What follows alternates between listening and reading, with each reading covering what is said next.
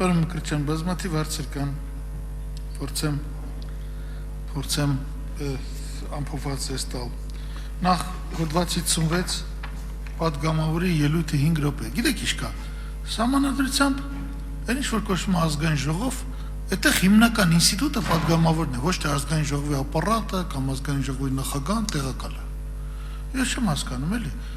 Այդ առումով ազգային ժողովում օրենք որ քննարկելիս պատգամավորը պետք է ունենա նույնիսկ հավասարի քան թե վարչապետը խոսելու արտահայտվելու։ Ես մա կասեմ իմ ելույթում թե որ մեխանիզմի դեպքում որտեղ ֆունդամենտալ առաջարկներ պետք է անեմ։ Ես չեմ հասկանում 5 րոպեն որն է, բայց պատգամավորին ընտրել են։ Առավել եւս այդ մարտանդիմություն առաջադրում, պիտի կարողանա արտահայտվի։ Ինչ եք սեղմում։ Սեղմում եք էներգիան ուրիշ տեղ դուրս կգա։ Հա, դուրս կգա։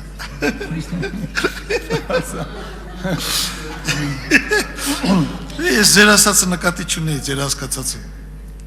Հաջորդը շատ սկզբունքային մոմենտ է, երբ որ պատգամավորը ներկայացրել է օրենսդրական նախաձեռնություն, հանձնաժողովը տալիս է բացասական եզրակացություն։ Մի հատ լրիվ ամփոփ ներկայացեք, ես կարդացի, տենց լավ չհասկացա։ Ասենք, ասում ենք ընդդիմության դերը պիտի բարձրանա։ Ընդդիմադիր պատգամավորը ներկայացել առաջարկություն, հանձնաժողովում էլ համամասնական, քանի որ ձևավորում են հանձնաժողովը նշված է մինչև այդ, ապա իրան հանձնաժողով մերժում է։ Ինչ շանս ունի այս պատգամավորը այդ կարևորագույն օրենսդրական նախաձեռնությունը առաջ տանելու։ Որտեղ այստեղ ինչ նորություն ունեք։ Ես գիտեմ, որ դեռ կարգ եք նախատեսում, բայց մեկ մանրամասն ասեք, ո՞նց է դա աշխատում, ինչ է տալիս։ Հաջորդ իմ հարցը ես այս հոդված 61-ը ընդհանրապես չեմ հասկանում, ոնց կարող է խմբակցության ղեկավարը լիազորագրի հիման վրա պատգամավորի տեղը քվեարկի։ Ինչ եք այս նորությանը գնացել, ախր պատգամավորը կրկնում եմ, ինստիտուտն ինքն է սահմանադրությամբ, իր տեղը ով իրավունք ունի քվեարկի։ Ինչա նման գաղափար ընդհանրապես առաջացել։ Ես օրինակ տպավորություն ունեմ, որ դա գալիս է որպեսզի մեծամասնությունը իրան երաշխիքներ սկսվի։ Եվ վերջապես չորրորդը ես բոլորովին կիսում եմ այն հարցը, որ մեր գործընկերները բարձրացրեցին, պատգամավորը պիտի կարողանա ոչ ոք իրավունք չունի նրան խմբակցությունից հանելու։ Այստեղ նույնպես մենք բան ունենք, պատգամավորը ունի կարծիք, պետք է հարգել այդ կարծիքը։ Շնորհակալություն։ Շնորհակալություն, պարոն Բագրատյան, հարցերի համար։ Առաջի հարցը վերաբերում էր ինչու պատգամավորների ելույթների ժամանակահատվածը սահմանափակել։ Նախագծի հեղինակները հետևյալ փաստարկն են բերում, որ 10 րոպե, եթե դիտարկում ես, մոնիտորինգ անենք, թե 10 րոպեում ինչ մտքեր են ասվում, հիմնականում իհարկե ոչ բոլորին է վերաբերում, հիմնականում շատ հաճախ այդ մտքերը կրկնվում են եւ ձգձգվում է նիստերի էֆեկտիվության հետ կապված հարցերը, դրա համար առաջարկվել է 5 րոպե, բայց արդեն Տիգրան Նուրիխանյանը առաջարկեց դարձնել 7, ոնց որ հեղինակները համաձայն են, որ դա 7 րոպե դարձվի։ Հաջորդ հարցը վերաբերում է թե ինչի պատգամավորի օրենսդրական նախաձեռնությունը շրջանառությունից պետք է հանվի, մասնավորապես 69-րդ հոդվածի դրույթի հետ կապված, տեսեք, այսպեսի մի կարգավորում կա, երբ որ նախաձեռնությունը մենակ մի դեպքում է հանվում, երբ որ ինքը չի անցել դրական եզրակացություն, բայց այդ պարագայում այստեղ մի նորարարություն կա, որ 3 րոպե տևողությամբ ելույթի հնարավորություն են տալի նախագծի հեղինակին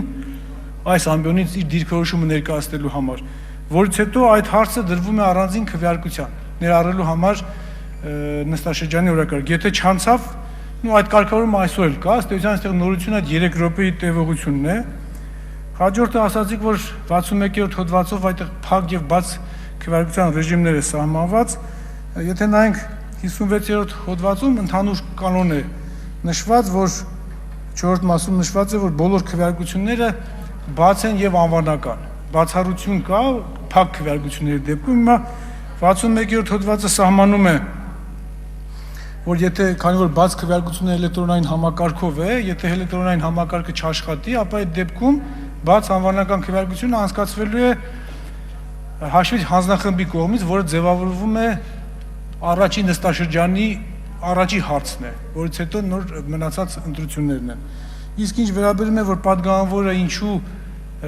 լիազորի խմբակցության ղեկավարին իր փոխարեն քվեարկություն անելու հետ կապված, սա շատ կարևոր է այն առումով, որ Պատգամավորը ունի պոզիցիա շատ է կարևոր այդ օրենքը, բայց նա հարգելի պատճառով է բացակայում, մասնավորապես գործուման մեջ է եւ